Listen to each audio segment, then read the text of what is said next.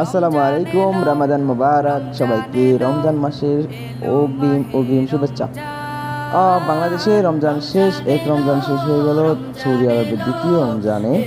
তো কার কার ভালো লাগে এরকম হচ্ছে যে রমজানের শেষ টাইমে ইফতারের আগ মুহূর্তে ইফতার রেডি করার জন্য হচ্ছে যে যে সমস্ত হচ্ছে যে সালাদগুলো হচ্ছে কাটাকুটা করা, কার কার ভালো লাগে বলে দিবেন।